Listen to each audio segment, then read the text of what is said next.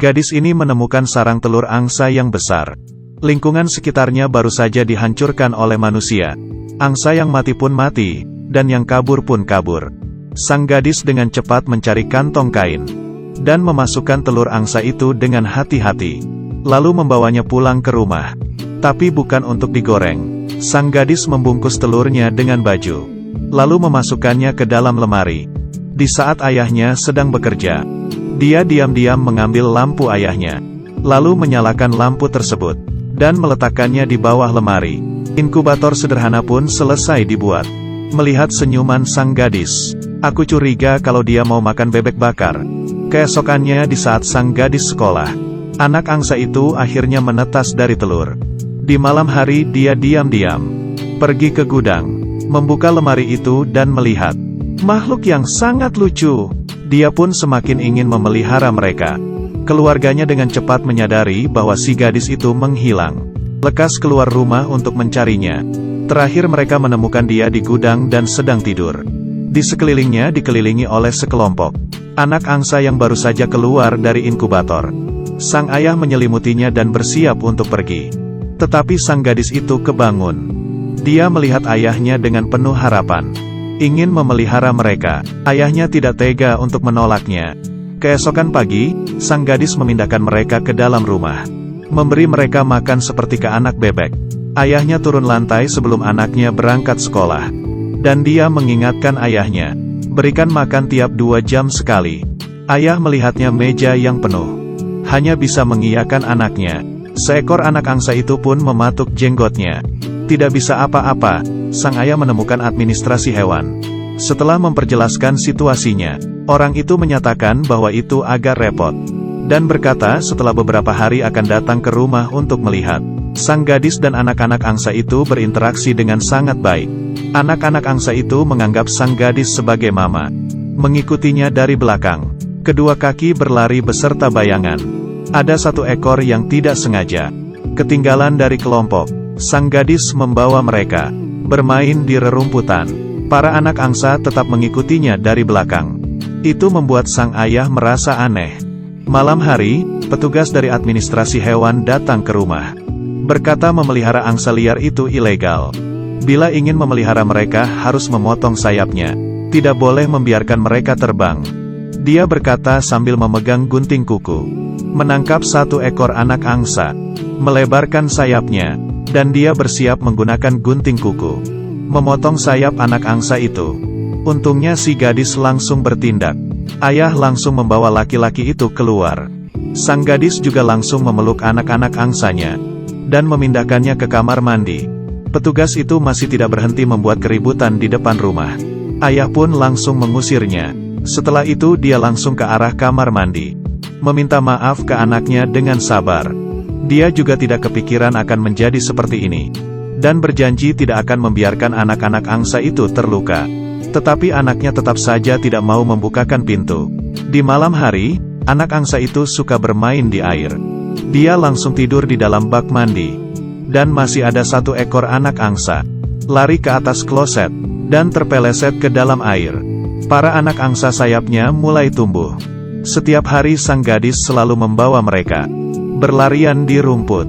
Sang ayah setiap hari juga tidak diam. Ia mempelajari struktur tubuh angsa, beserta situasi terbang, menciptakan sebuah pesawat ringan. Dan prosesnya cepat sudah sampai ke tahap percobaan. Dia mencoba menyetir pesawat itu terbang ke langit. Terbang sangat tinggi dan berhasil. Membuat orang yang tidak bisa membantunya juga ikut senang. Di saat mendarat itu lebih menghabiskan energi di kaki. Harus mengontrol saat menginjak tanah. Para angsa setiap hari bertambah besar. Pesawat sang ayah juga sudah banyak diperbaiki menjadi lebih bagus.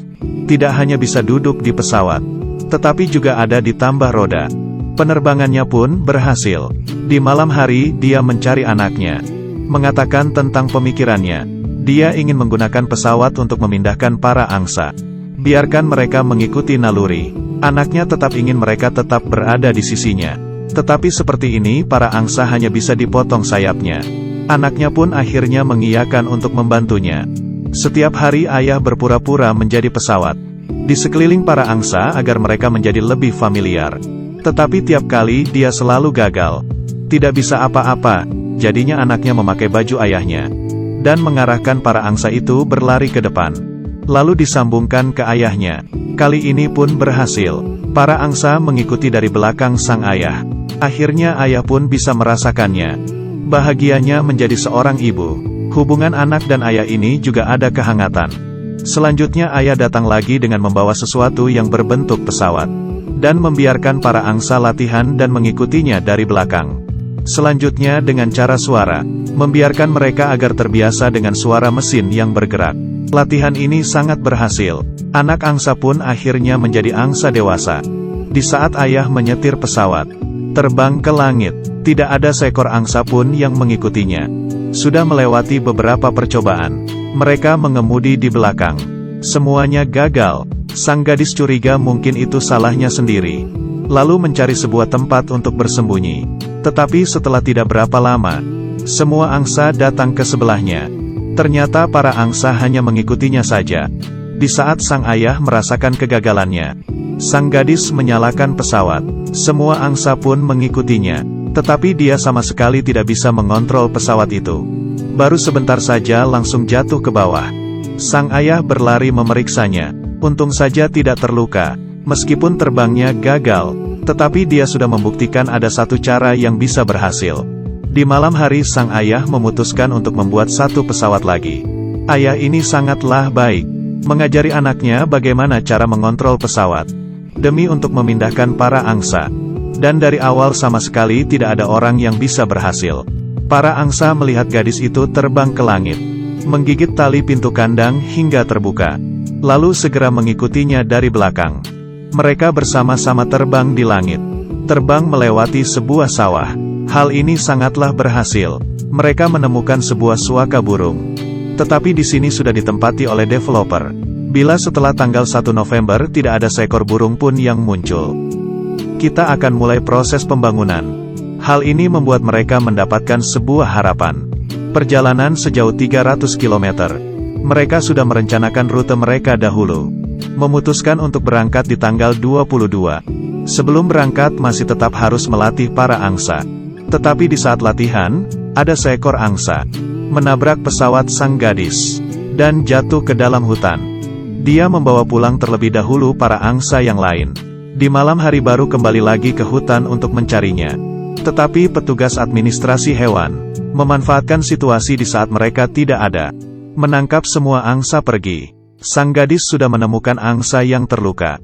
Dan di saat dia sampai di rumah, dia hanya menemukan kandang yang kosong.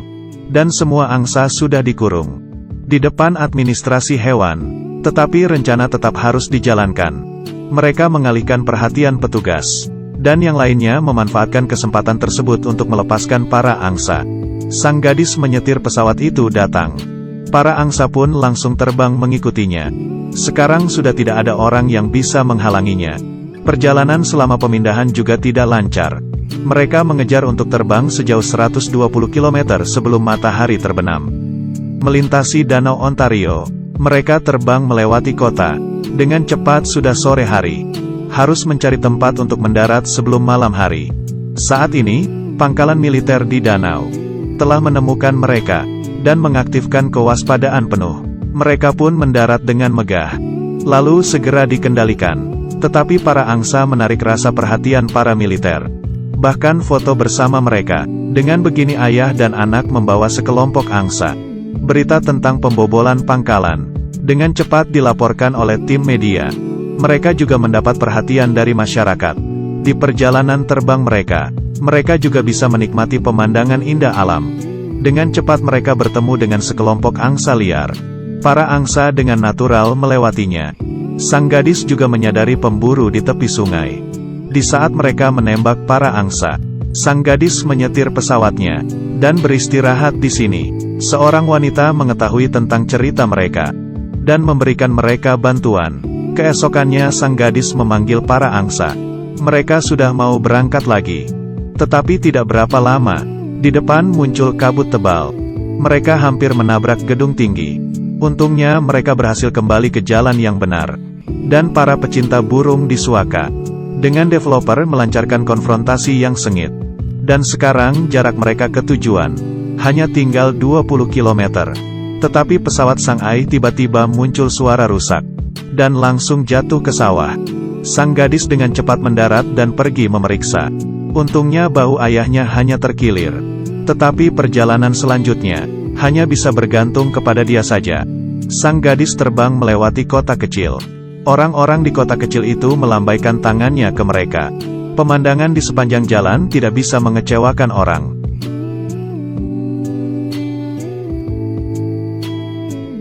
Di saat semua orang sibuk menunggu, sang gadis menyetir pesawat dan membawa para angsa.